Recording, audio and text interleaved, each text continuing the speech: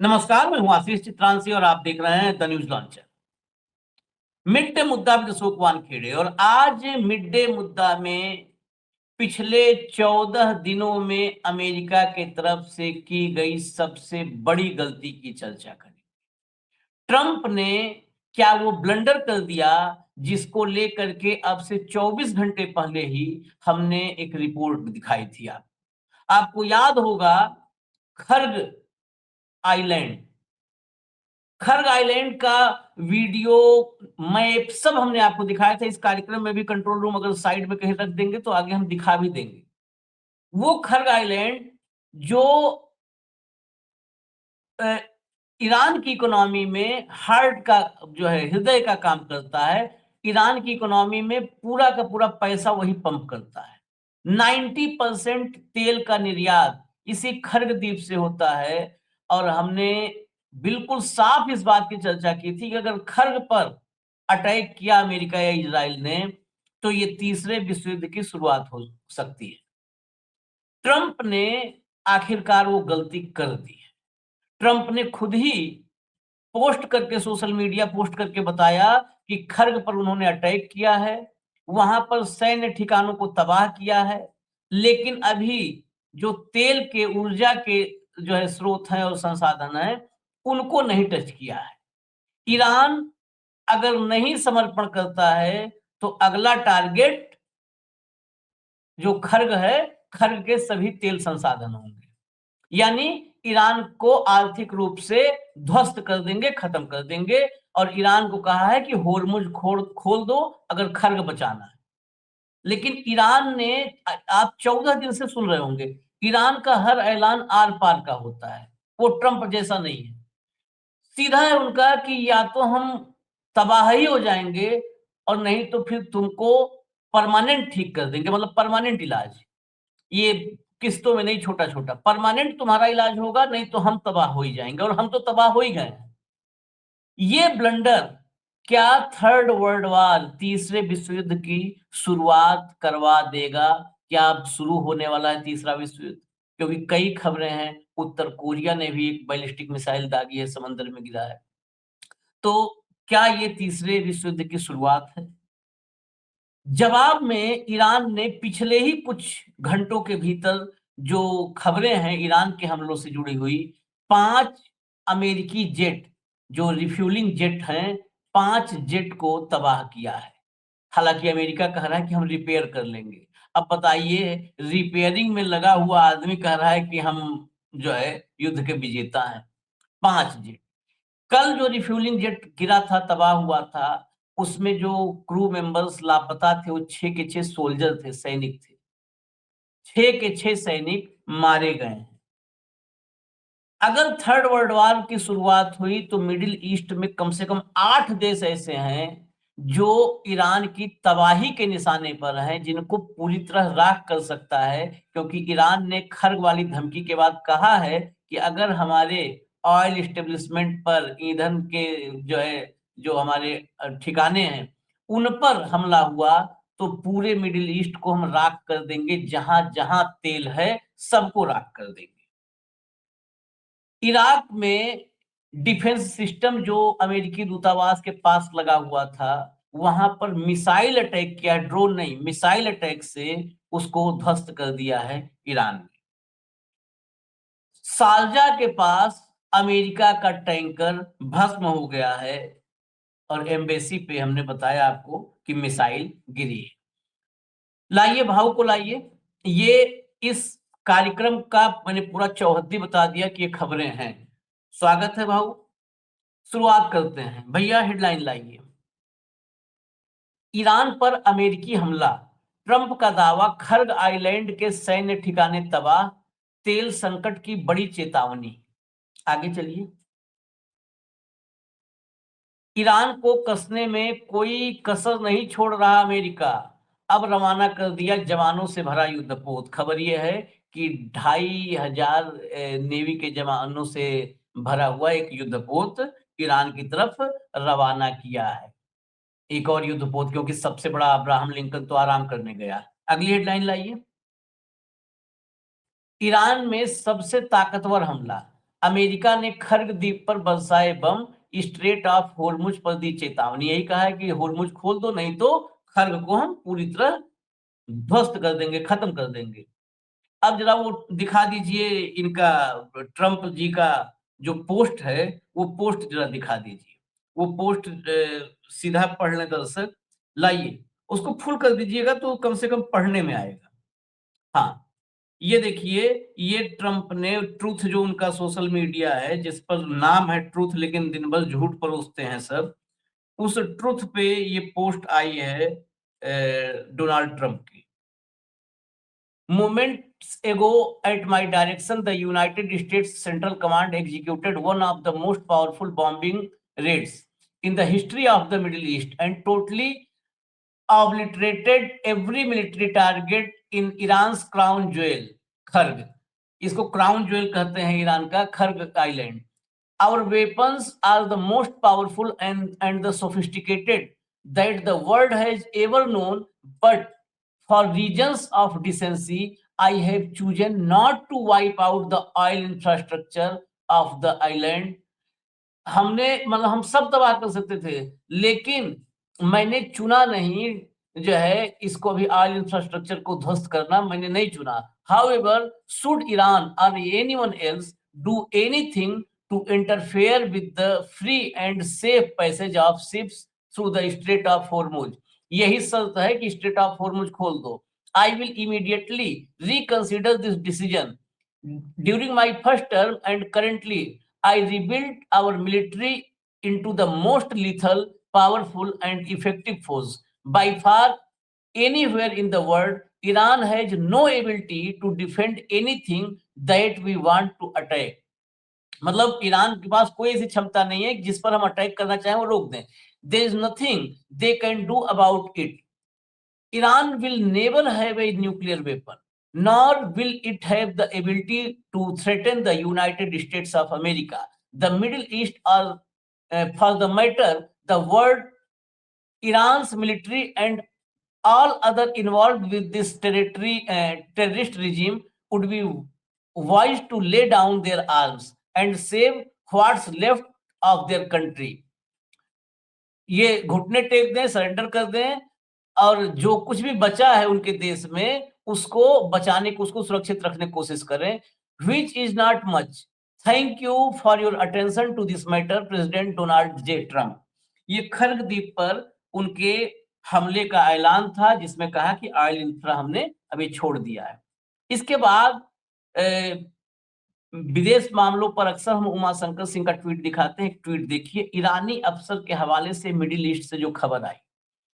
एक ईरानी अधिकारी के हवाले से फॉल्स न्यूज एजेंसी ने खबर दी कि खर्ग आइलैंड पर सुरक्षा तंत्र को नष्ट करने का ट्रंप का दावा झूठा है। हमले के 1 घंटे बाद सुरक्षा तंत्र को एक्टिवेट कर दिया गया था। यानी 1 घंटे के लिए वहां का जो सुरक्षा तंत्र था वो सिर्फ 1 घंटे के लिए ठप हुआ था, और उतने पे ही बहसू ने इतना बहस दिया। अब आगे जरा हाँ, पहले खर्ग पे ही एक चर्चा कर लेते हैं कि ये खर्ग जो है ना भाऊ, क्या ये खर्ग थर्ड वर्ल्ड वॉर की शुरुआत हो जाएगी? बिल्कुल, खर्ग के थर्ड वर्ल्ड वॉर की शुरुआत तो हो ही जाएगी, क्योंकि इसमें होगा ये कि यदि खर्ग कल निपट गया तो फिर मिडिल ईस्ट में कोई ऑयल एक्सप्लोरेशन काम नहीं होगा। इराक से लेके, मैं इराक से लेके बोल रहा हूँ, इराक से लेके दुबई तक, सऊदी तक, जो जो जहां जहां ऑयल वेल्स है, ऑयल एक्सप्लोरेशन है, सब आग के गोले में तब्दील हो जाएगी। ये बात तय है। दूसरी बात, ये जो बड़बोलापन है इसका कि ईरान हमारे किसी भी अटैक को नहीं रोक सकता, यकीनन ईरान के पास वो कैपेसिटी नहीं है कि वो रोक दे। ईरान तो लगातार बर्बाद हो ही रहा है, लेकिन क्या पाकिस्तान, अमेरिका के पास रॉकेट रोकने की, लॉन्चर रोकने की तकनीकी है? जो बड़बोलेपन से वो बोल रहे हैं कि ईरान के पास हमारी मिसाइल को रोकने की ताकत ही नहीं है, तो ईरान के ड्रोन और मिसाइल को रोकने की ताकत आपके पास है क्या? आपका अब्राहिम लिंकन हिट हो गया, वापस hurt and back to pavilion चला गया। उसके बाद आपके प्लेन गिर रहे हैं, उसके बाद आपकी एम्बेसीज गिर रही है, आपके जितने मित्र देश है वहां लगातार आपके एस्टेब्लिशमेंट, आपके रडार्स, आपकी सारी सिस्टम ध्वस्त हो गई है। जो आयरन डोम पे इतरा रहा था इजराइल और आपको लग रहा था कि इजराइल सबसे सेफ है, वो इजराइल बिल्कुल आज उसकी हालत गाजा पट्टी जैसी हो गई है। तो ईरान ने तो कभी दावा नहीं किया कि हमारे यहाँ सुरक्षा कवच और आयरन डोम ऐसा है कि हम सबको मार गिराएंगे। वो तो बेचारे हिट हो रहे हैं, वो तो अयतुल्ला खोमेनी खो गए, इसी में शहीद हो गए, उसमें कोई दो मत नहीं है। लेकिन अमेरिका इस बारे में बात नहीं करता कि ईरान के पास ड्रोन, वो बोलता है ईरान को तो अब जो कुछ भी बचा है उनके पास वही जो कुछ भी कम बचा है उसी को यदि बचाना हो तो आप शस्त्र रख दो। ईरान के पास कितना बचा है यही आपको पता नहीं, यही तो प्रॉब्लम है सबसे बड़ी। ये इजराइल और आपको पता होती तो शायद युद्ध ही नहीं करते। आपको पता ही नहीं ईरान के पास कितना बचा है। ईरान के पास तो ईरान कहते हैं कि हमने कुछ खोया ही नहीं, आपने हमारा इंफ्रास्ट्रक्चर बिल्डिंग ध्वस्त की, कुछ लोगों को मारा, कुछ बच्चियों को मारा, वो अपने जगह पे है। लेकिन उनके ड्रोन फैक्ट्रीज सेफ है, उनके न्यूक्लियर इंस्टॉलेशन सेफ है। और यदि न्यूक्लियर इंस्टॉलेशन और न्यूक्लियर कैपेबल नहीं थे तो फिर आपको युद्ध करने की जरूरत ही नहीं थी। आप अपने पूरे इस ट्रूथ पे जो सोशल मीडिया जो उनका है उस पे दिया हुआ वक्तव्य ही हर लाइन एक दूसरे को कॉन्ट्रडिक्ट करती है। वो हरमुज खोलने की बात करते हैं, कई बार हरमुज पे वो लगातार धमकी दे रहे हैं, वो हरमुज नहीं खोल रहे हैं। और उसके बाद अब उनके जो प्लाट आपने जो बताया कि जो प्लेन उनके खड़े थे रिफ्यूलर 5 वो डैमेज हो गए। देखिए प्लेन ये रिपेयर नहीं होते आशीष, प्लेन टेक्निकल फॉल्ट रिपेयर होता है।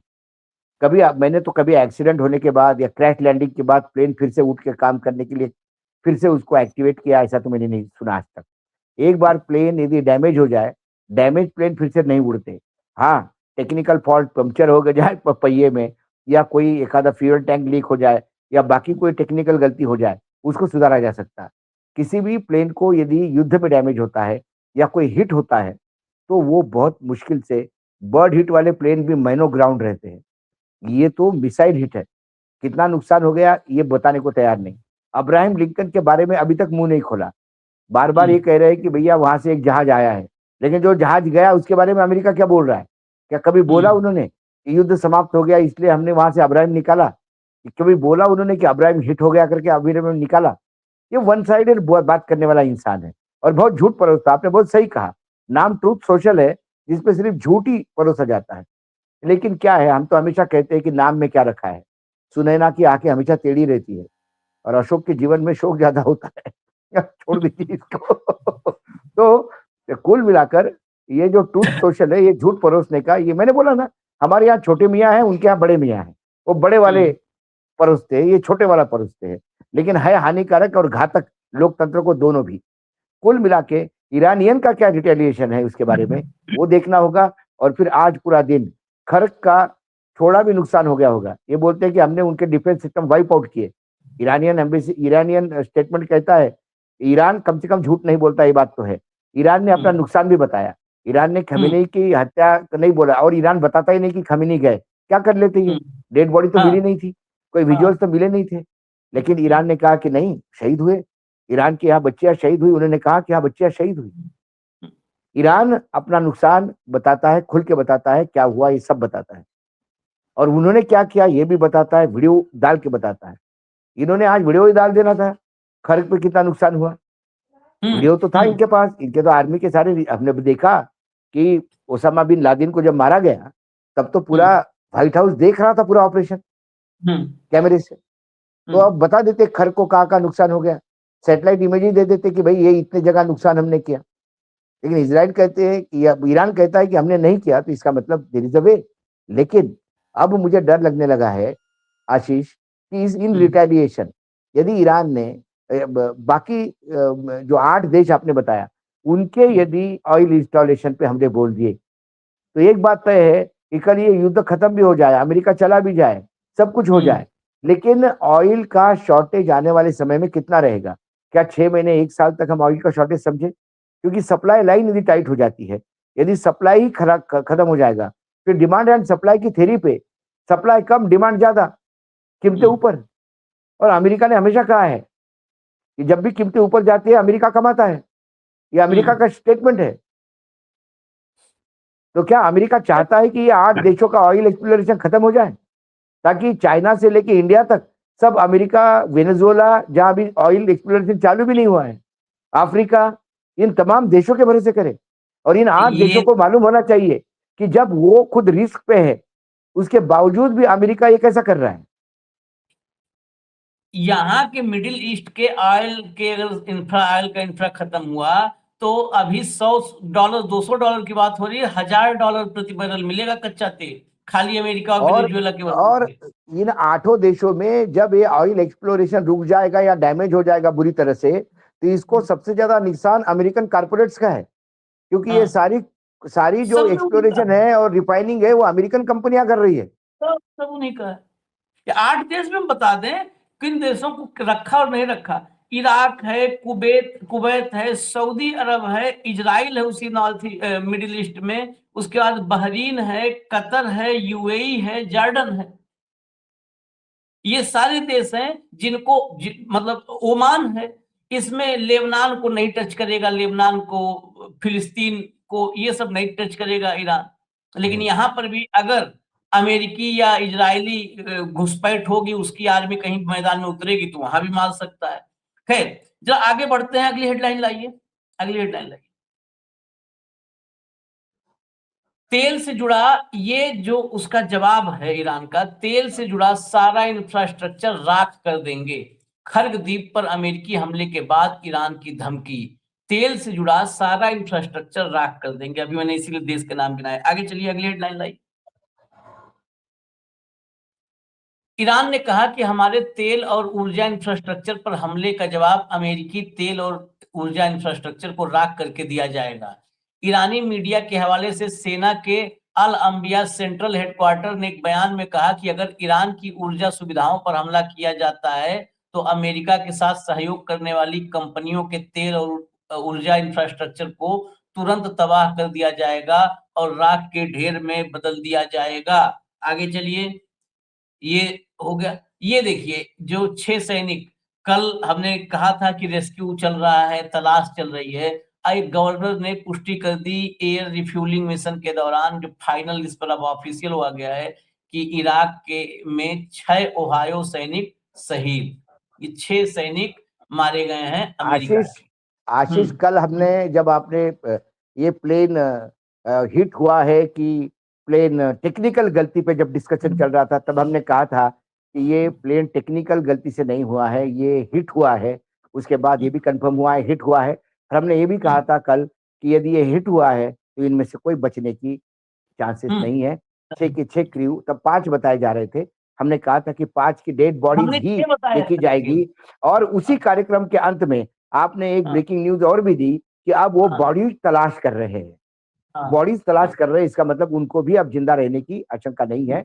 अमेरिका भी जान चुका था ये हिट हो गया है, लेकिन फिर अमेरिका का झूठ एक बार फिर सामने आया कि टेक्निकल गलती जिसको बोल रहा था वो मिसाइल हिट है। और मिसाइल कौन सा है ये भी बाकायदा आपने उस मिसाइल की क्वालिटी और मिसाइल का नाम सहित सारा डिटेल हाँ। दर्शकों को दिया था। वो पहला उसी ब्रेकिंग में आया था। सब इंडिया की मीडिया रिपोर्ट जितनी थी, सब में 5 क्रू मेंबर थे और उसी ब्रेकिंग में था कि 6 क्रू थे। 6 क्रू अब जरा मेंबर थे। चलिए अगली खबर पर आइए। इनके इसी पर ये जो भभकी चल रही है, सऊदी अरब में अमेरिकी बेस पर ईरान ने दागी मिसाइलें, वायुसेना के 5 रिफ्यूलिंग विमान तबाह, 5 एक साथ। यानी पहले 4 हो चुके, अब ये 5 4 9 हो गए और 15 सैनिक शहीद हो गए, 15 सैनिक शहीद और 9 विमान। आगे चलिए जरा भीतर खबर। सऊदी अरब के प्रिंस सुल्तान एयरबेस पर जमीन पर खड़े अमेरिकी वायुसेना के 5 रिफ्यूलिंग विमानों पर हमला हुआ और वे क्षतिग्रस्त हो गए। इस बात की जानकारी वॉल स्ट्रीट जर्नल ने शुक्रवार को 2 अमेरिकी अधिकारियों के हवाले से दी है। ये वॉल स्ट्रीट जर्नल की रिपोर्ट है और अमेरिकी अधिकारियों के हवाले से है। आगे चलिए, रिपोर्ट में क्या बताया गया वो भी हम बता देते हैं। हाल के दिनों में सऊदी बेस पर ईरानी मिसाइल हमले के दौरान जिन विमानों को निशाना बनाया गया था, उन्हें नुकसान तो पहुंचा था, लेकिन वे पूरी तरह नष्ट नहीं हुए थे। अब उनकी मरम्मत की जा रही है। इन हमलों में किसी की जान नहीं गई है। अब जरा इस पर, इसके बाद एक मैं आपको अमेरिकी ईरान की तरफ से एक स्टेटमेंट वो सुनाता हूं। जरा पहले ईरान वाला बाद में सुनाएंगे, पहले जरा अमेरिका चलते हैं, क्योंकि अमेरिका में उल जलूल बयानबाजियों को एक बार सुनना जरूरी है जब इतनी स्थिति भयावह होती जा रही है। जरा लाइए, ये जो है अमेरिका के रक्षा मंत्री हैं, सेक्रेटरी ऑफ वॉर, अब तो युद्ध मंत्री इनको बना दिया गया, अब सेक्रेटरी ऑफ वॉर हो गए डिफेंस के बजाय, पीट हेगसेट। जस्ट सुनवाइए इनको। The only thing prohibiting transit in the Straits right now is Iran shooting at shipping. It is open for transit should Iran not do that. The only thing prohibiting transit in the Straits right now is Iran shooting at shipping. It is open for transit should Iran not do that. हटा दीजिए, ये कितना बड़ा comedy कर रहा है युद्ध मंत्री। क्या कह रहा है कि होर्मुज स्ट्रेट से गुजरने में बस यही रिस्क है कि ईरान जहाज पर मिसाइल दाग देगा, नहीं तो ट्रांजिट के लिए होर्मुज स्ट्रेट खुला हुआ है। तो इसका मतलब क्या है? मतलब ये है कि ये वन वे है, वैसे आप जा सकते हो, आगे चलान हो सकता है। हाँ, ये वन वे है, ये वन वे है, यहाँ से जाना मना है, आप जा सकते हो, आगे चालान हो जाएगा। होर्मुज तो कभी बंद, उन्होंने तो कभी बंद नहीं किया। होर्मुज बंद करना मतलब आपको क्या लगता है कि ऐसा हाथ से बंद किया जाता है क्या? या दीवार खड़ी कर देती है? खड़ा नहीं कर सकता है। हाँ, हमारे देश में हमारे भारत का एक वो है, समुद्र में हमारी सीमाएं हैं, उस सीमाओं पे तो ना बाढ़ लगी हुई है, वो तो समुद्री सीमा हमारी अपनी है, वो तो हवा में है। लेकिन हमारी सीमाओं में कोई आ जाए तो हम उनको छोड़ेंगे नहीं। वायु सीमा, वहां बाढ़ लगी है क्या? भारत के वायु सीमा में कोई आ जाता है तो भारत के मिसाइल उनको ठोक देते हैं। कोई अमेरिका कहे ना, इंडिया की वायु सीमा को डरने की जरूरत नहीं है, वो खुला है, आराम से जाओ आप। हाँ, वो इंडिया ने मिसाइल दाग दिया तो फिर गड़बड़ हो जाएगी। हार्मुज तो खुला है, हार्मुज में तो ईरान ने चैलेंज दिया है। अमेरिकन नेवी एस्कॉर्ट करते हुए जहाज निकाल के दिखाए। किस बात का डर? आपके पास इतने डिस्ट्रॉयर है, आपकी नेवी इतनी पावरफुल है, आपके पास वो यंत्र है जो अभी साहब ने बड़े लंबे चौड़े पैराग्राफ में बताया कि मैंने पहले टर्म और दूसरे टर्म में एक ही काम किया कि आर्मी को सबसे ताकतवर बनाया। जब सबसे ताकतवर आदमी बनाया तो होर्मुज में से जहाज निकालते जाओ, एक एक कौन रोक रहा है आपको? ईरान के ड्रोन से डर क्यों है? किस बात का डर है?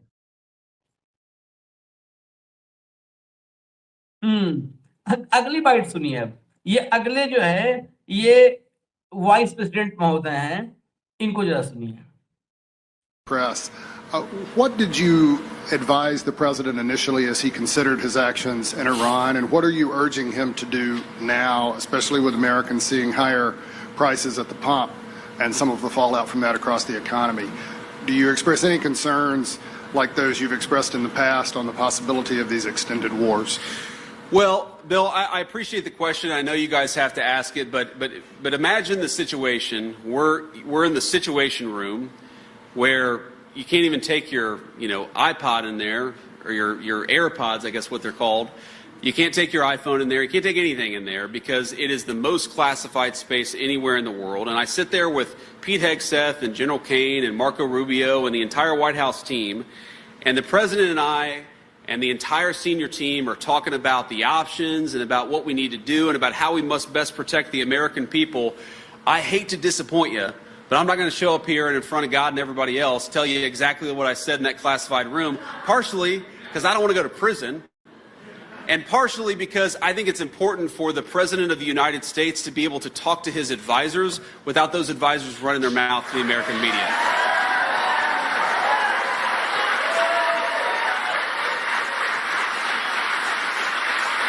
Thank you all. ये कह रहे हैं, सवाल किया गया, इससे बड़ा जोक नहीं है, ये जोक ऑफ द डे है आज। उनको जब ये सवाल पूछा गया कि भाई ईरान के युद्ध में आप इन्वॉल्व है, महंगाई टॉप पे है, आपने कहा एक्सटेंडेड वॉर है, अब आपको क्या लगता है आगे क्या होने वाला है? आपने राष्ट्रपति से बात की है, राष्ट्रपति की एडवाइस करते हो, क्या होने वाला है और क्या हो रहा है, इसके बारे में क्या कंसर्न है आपका? इसका जवाब उसने ये बताया कि वॉर रूम कैसे ऑपरेट करती है। और वो फिर बोला कि हमारे बीच में जो होता है, क्लासिफाइड रूम में मैंने क्या कहा मैं आपको नहीं बता सकता हूँ, बता सकता क्योंकि मैं जेल नहीं जाना चाहता। ऐसा क्या चल रहा है अमेरिका में, अमेरिकी सरकार में, कैबिनेट में, ट्रंप की टीम में ऐसा क्या चल रहा है कि मैं बता नहीं सकता हूं, नहीं तो जेल चला जाऊंगा। क्या युद्ध को जेल चला लेकर के जाऊंगा आपस मतलब में टकराव है?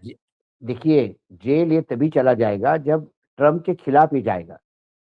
क्या हाँ, अंदर इसने ट्रम्प के विचारों का या ट्रम्प के एक्शन का विरोध किया? क्या इन्होंने बताया कि हमको ईरान वॉर में जाना नहीं चाहिए था? क्या इसने बताया कि हमको देश के सामने माफी मांगनी चाहिए कि हम गलत इस युद्ध में चले गए? क्या हम इस युद्ध से वापस आ जाना चाहिए तुरंत? हमें इसमें से विड्रॉ हो जाना चाहिए? इजराइल और ईरान को आपने आपस में लड़ते देना चाहिए? क्या ऐसा एडवाइस दिया इसने? तभी तो इसको जेल होगी। यदि इसने कहा होता कि अरे महान, आप महान हैं साहब, आपने बहुत बढ़िया काम किया, सही काम करा और ऐसे ठोकते जाओ, तो ये जेल क्यों जाएगा? वही कर ये बेसिकली क्या है कि ये बात अब साफ हो चुकी है अमेरिका में कि पेंटागन से लेकर CIA तक सब युद्ध में अमेरिका के शामिल होने पर ऐतराज कर रहे थे। सिर्फ ट्रंप ने 2 लोगों की सलाह पर यह काम किया, एक दामाद और एक बिटकॉफ, जो दोनों जिनेवा गए थे, बिटकॉफ और दामाद जिसका कुर्सर, इन दोनों के कहने पर किया। अगला आप ट्रंप को ही सुन लीजिए, ट्रंप को लाइए। सवाल है युद्ध कितने समय चल सकता है, सुनिए। I can't tell you that. I mean, I have my own idea, but what good does it do? It'll be as long as it's necessary. They've been decimated. Their country's in bad shape. The whole thing is collapsing. If you read some of the fake news, it's like, oh, they're doing wonderfully. They're not doing wonderfully. They're doing the opposite. They're doing as bad. ये Trump का जवाब है इस पर कि युद्ध कितने दिन चल सकता है। मैं आपको यह नहीं बता सकता। मेरा मतलब है, मेरे पास अपना आइडिया है, लेकिन निर्भर करता है कि आप कितना अच्छा कर सकते हैं। यह तब तक चलेगा जब तक कि जरूरी होगा, जब तक वे बर्बाद नहीं हो चुके होंगे। ईरान देश की हालत खराब है, पूरी चीजें खत्म हो रही हैं। खत्म हो रही है, उनके पास कुछ बचा नहीं है। कुछ बचा नहीं है। हाँ, उनके पास कुछ बचा नहीं है। देखो आशीष, उनके पास कुछ बचा नहीं है, सब कुछ खत्म हो चुका है। वो बहुत बुरी स्थिति में है, यार इन बैड शेप। लेकिन मैं नहीं बता सकता कि युद्ध कब खत्म होगा। सब जो है बर्बाद हो चुका है, लेकिन युद्ध कब। अब जरा एक ईरान के कमांडर को सुनिएगा। भाषा की दिक्कत आएगी, मैं हिंदी बता देता हूँ। शुरुआत करिए। बिस्मिल्लाहिर्रहमानिर्रहीम। ارتش جمهوری اسلامی ایران از صبح امروز اهداف متعددی را در سرزمین‌های اشغالی با شلیک انبوهی از پهپادهای انهدامی خود مورد هجمه قرار داد. موج 43م عملیات وعده صادق 4 با رمز یا شدیدالعقاب علیه ناوگان پنجم نیروی دریایی آمریکا و دیگر پایگاه‌های ارتش تروریستی آمریکا در منطقه قلب تل‌آویو شمال اراضی اشغالی و ایلات به اجرا درآمد.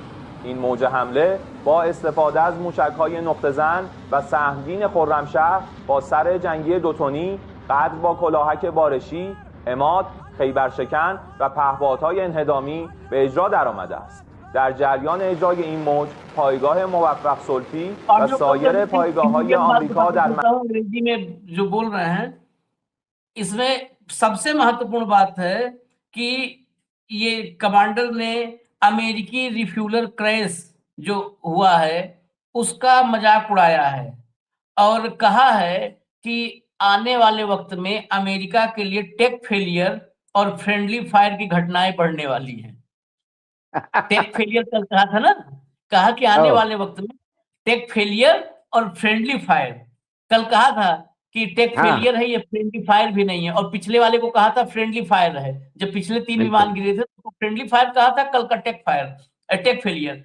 तो इसमें कहा कि आने वाले वक्त में टेक फेलियर और फ्रेंडली फायर की घटनाएं बढ़ने वाली हैं अमेरिका के लिए। ये कॉन्फिडेंस का अंतर देखिए। अगला कह रहा है कि सब नष्ट हो गया, हम युद्ध कब खत्म होगा नहीं बताएंगे। इधर उनका मजाक उड़ाया जा रहा है इस स्थिति में भी। आगे बढ़िए, जरा आगे बढ़िए। अगली हेडलाइन लाइए। बस हो गया, अगली हेडलाइन लाइए। ये देखिए, बगदाद में अमेरिकी एम्बेसी पर बड़ा हमला, हेलीपैड पर गिरी मिसाइल, धू कर जला परिसर। अमेरिका की एम्बेसी पर बगदाद में, जरा विजुअल्स लाइए। इसमें एम्बेसी के साथ साथ और नुकसान हुआ है। उस नुकसान को, ये है अमेरिकी दूतावास बगदाद का, लेकिन इसमें जो और सबसे महत्वपूर्ण नुकसान है वो मैं आपको बता दूं, यहाँ पर सी रैम डिफेंस सिस्टम था, और जो खबर है लेटेस्ट जो हम अलग से निकाल के लाते हैं खबरें, जैसे कल हम लाए थे उस क्रैश पर, breaking, an Iranian drone destroyed a US C-RAM defense system near the US embassy in Baghdad, Iraq. The system had been actively countering incoming drones over the past few days. यहाँ पर US embassy पे एक US C RAM defence system था जो पिछले कई दिनों से सक्रियता से जो है जो ड्रोन्स आ रहे थे उनको काउंटर कर रहा था, उनको जो है टारगेट कर रहा था, निशाना बना करके रोक रहा था। इस मिसाइल हमले में उस US C RAM defence system को खत्म कर दिया है जो है ईरान ने, बगदाद में। ये महत्वपूर्ण है, बाकी तबाही, बाउंड्री गिर गई, गड्ढा हो गया, उससे ज्यादा महत्वपूर्ण है सी रैम डिफेंस सिस्टम की तबाही। तो इसका मतलब है आशीष जी, इसका मतलब है आशीष जी, यदि ये हम्म। डिफेंस सिस्टम ही ध्वस्त हो गया तो अब तो पूरा एम्बेसी बिल्कुल ड्रोन के लिए टारगेट पे बहुत इजी हो गया।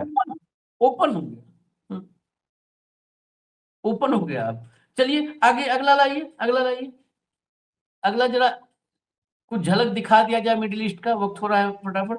हाइफा पर जरा वीडियो देखिएगा गौर से, ये हाइफा पर अटैक है। हाइफा इजराइल की पोर्ट सिटी, इजराइल में हाइफा और तेल अवीव, ये दो को हटा दीजिए तो सब खत्म हो जाएगा। यही दोनों पूरी इकोनॉमी के आधार हैं, हाइफा पोर्ट सिटी और तेल अवीव। ये देखिए आप हाइफा पे अटैक। अगला अगला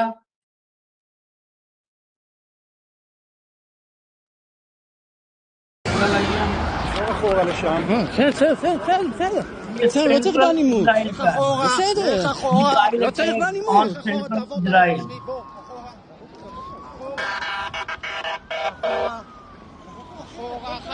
בסדר, בסדר, הולכים. हमने तो ब्लैक एंड व्हाइट कर दिया है, लेकिन बहुत भयंकर तबाही। תודה.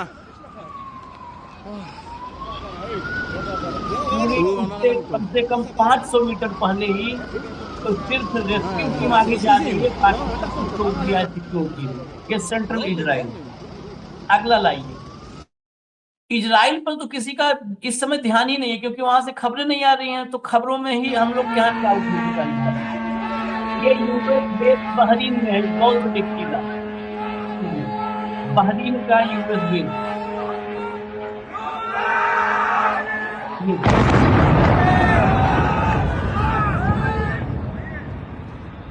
ये एक बार और दिखा दीजिए, बहरीन का यूएस बेस।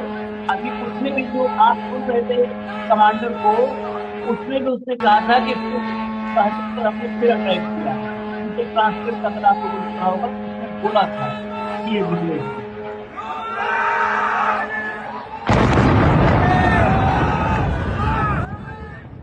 ये तेहरान टाइम्स के जरिए खबर हम आपको दिखा रहे हैं। अगली लाइए, अगली खबर। ये देखिए प्रेस टीवी, देखिए जरा विजुअल देखिए, प्रेस टीवी ने दिया है, a US tanker reportedly came under attack and was set ablaze in Sharjah UAE. Tanker US tanker reportedly came under attack and was set ablaze in Sharjah. ये दूर आपको जो दिख रहा है समंदर में, ये यूएस टैंकर है। यूएस टैंकर पूरी तरह तबाह कर दिया गया है भाऊ। फिर आखिरी सवाल जो है 1 मिनट का, बिल्कुल शॉर्ट इस पूरे चर्चा के सार में, खर्ग आइलैंड पर अटैक की बात कर रहे हैं। ये अटैक है या ब्लैकमेल करने की कोशिश है? भभकी, ब्लैकमेलिंग से भी बेहतर शब्द होगा भभकी, गीदड़ भभकी, कि ईरान की इकोनॉमी उसी खर्ग पे डिपेंड है। ये डरा करके कि देखो हम खर्ग तबाह कर देंगे तो तुम लोग की इकोनॉमी खत्म हो जाएगी, तो ऐसा करो कि चलो सीज फायर कर लेते हैं, हम अपने घर जाएं, तुम अपने घर जाओ। देखिए लीबिया के द्वारा, पाकिस्तान के द्वारा, रशिया के द्वारा ऑलरेडी सीज फायर के लिए प्रपोजल बैकडोर से अमेरिका ने मूव किया। ये 3 दिन पहले हमने बताया था। और उसको बुरी तरह से रिजेक्ट किया ईरान ने, ये भी हमने बताया था। अब इसके बाद खर्क पे यदि बात करेंगे तो ये थर्ड वर्ल्ड वॉर होगा, ये भी हमने बताया। खर्क पे इन्होंने एक गिगड़ धमकी दी है। ईरान ने फिर उनको वार्निंग दी है। ईरान ने ये बताया कि उनके रडार मतलब अमेरिकन रडार कितने यूज़लेस है, American defence system, air defence system कितना नाकारा है। क्योंकि चाहे ऑयल टैंकर हो अमेरिकन, चाहे अमेरिकन एम्बेसीज हो, चाहे अमेरिकन अपने बेसेस हो, चाहे अमेरिकन का थर्ड आई जो कहा जाता था, कि जो 50,000 किलोमीटर तक देख सकता था ऐसा रडार हो, ये सारे उन्होंने ध्वस्त कर दिए। ईरान ने अपनी कैपेबिलिटी बता दी, ईरान ने अपनी हिम्मत बता दी और वो क्या कर सकते हैं ये बता दिया। ईरान ने वार्निंग दी है और ईरान और अमेरिका में 2 मेजर बातें हैं। वो आदमी कुछ भी बोलता है, क्या भी बोलता है, उसके कोई बोलने की, आज क्या बोलता है आधे घंटे अपने ही एक वक्तव्य में वो 2 बार कॉन्ट्रडिक्ट करता है एक-दूसरे को। तो ये भ्रम फैलाओ और लोगों को भ्रमित रखो, यही काम अमेरिका कर रहा है। लेकिन ईरान जो बोलता है वो करके दिखाता है। ईरान ने करके दिखाया अभी तक तो कम से कम इस युद्ध में। इसके बाद ईरान के यदि खर्च पर और हमले बढ़ते हैं और यदि इराक बर्बादी पे निकल आया, तो ये तीसरा विश्व युद्ध 100% होगा आशीष जी, क्योंकि तीसरे विश्व युद्ध के नाम पे पूरा मिडल ईस्ट बेचिराख हो जाएगा। धूत-धूत जलेगा पूरा मिडल ईस्ट। जब पूरा मिडल ईस्ट चलेगा और फिर अमेरिका उनको बचाने के लिए आ जाएगा, टर्की उतरेगा, तो ऐसे में रशिया, कोरिया, चाइना ये भी उतरेंगे, क्या हम तीसरे विश्व युद्ध के लिए जा रहे हैं। हालाँकि यूरोप इससे दूर रहने का प्रयास करेगा। यूरोप के कई कंट्रीज़ मतलब यूके तक ने मना कर दिया, स्पेन ने तो झगड़ा कर लिया, जर्मन, फ्रांस, कनाडा ये भी हमने ऑलरेडी एक वीडियो में कवर कर दिया कि कैसे वो लोग दूर जा रहे हैं। क्योंकि उनको अभी भी लगता है कि ईरान के साथ गलत कर रहे हैं और ये तुम्हारा पागलपन है, तुम्हारी अपनी ठरक है कि तुम इस युद्ध को पूरे विश्व को झोंकना चाहते हो। मिडल ईस्ट की मजबूरी है, मिडल ईस्ट उसके खूंटे पे टंगा हुआ है, इसलिए मिडल ईस्ट उनके साथ मजबूरी में है। हालाँकि मिडल ईस्ट भी बार-बार ईरान को गुहार लगा रहा है कि भैया हमको बख्श दो, हमारा कोई दोष नहीं है, अभी आके बैठ गया यहाँ पे हम क्या करें? लेकिन वो उन्होंने एक बात क्लियर कर दी, हालाँकि पहले तो ये भी ईरान का स्टैंड था कि चलो हम आपको छोड़ देते हैं। लेकिन बाद में ईरान ने सोचा होगा कि क्यों छोड़े? इस अमेरिका को लाया कौन यहाँ पे? अमेरिका को लाया तो आपने ना, तो आपको क्यों चलिए छोड़ा जाए? फिर तो अब कुल स्थिति मिलाकर जो है हम इस मुहाने पे, लेकिन मुझे अभी भी लगता है कि ये गिदड़ धपकी होगी और इसके बाद ये भी कुछ नहीं होगा। तो फिर ऑलरेडी देखिए एक तरफ अमेरिका इजराइल को कहता है कि ऑयल ठिकाने और इंफ्रास्ट्रक्चर को मत डैमेज करो हम्म और खुद डैमेज करने जा रहा है। हम्म हम्म। वही कह रहे हैं कि ये कुल मिला जुला के ये कोशिश है कि ये ईरान को एक डर दिखा करके सबसे बड़ी तबाही का, और उसको कहें कि भाई अब तुम अपने घर जाओ, हमको अपने घर जाए, तो बहुत जो है हम बुरे तरफ फंसे हुए हैं, बस ये मौका है। और जब ऐसे हालात पैदा हो गए हैं कि जर्मनी और फ्रांस जैसे यूरोपियन देश, ताकतवर देश अमेरिका के साथ ही मुझे वो तो ईरान से आशीष सीधा जी संवाद कर रहे हैं, अब ये लगने डायरेक्ट बात। लगा है कि सीज फायर अब इस पे ही हो सकता है। अमेरिका कहेगा तुम हार्मुज खोल दो, हम बाहर चले जाते, हम चले जाते वापस। हम्म फिर ईरान वही करेगा हम हम हार्मुज खोल देंगे, तुम चले जाओ बाहर। अमेरिका वापस चला जाएगा इजराइल को भगवान भरोसे छोड़ के। ईरान और इजराइल का युद्ध चलेगा 1-2 साल। मिडल ईस्ट पूरा अपने शेल में चला जाएगा, गलती हो गई माँ बाप, अब हमको मत छोड़ो। और अमेरिकन बेसेस भी बिल्कुल इनएक्टिव रहेंगे क्योंकि अमेरिका ही खुद विथड्रॉ हो जाएगा। और अमेरिका चलिए, इसीलिए क्रेडिट लेकर आएगा, हमने हार्मुज खुलवा दिया, हमने हार्मुज खुलवा दिया। हाँ हाँ, वो अपना विजय घोषित करके भागेगा, वही वही कुल जुगाड़ है। बस जुगाड़ जुगाड़ है। फिट नहीं बैठ रहा है, जुगाड़ फिट बैठने का इंतजार करिए। देखिए, फिर हम आते हैं अभी अपडेट के साथ। धन्यवाद भाऊ, बहुत बहुत धन्यवाद, नमस्कार। नमस्कार।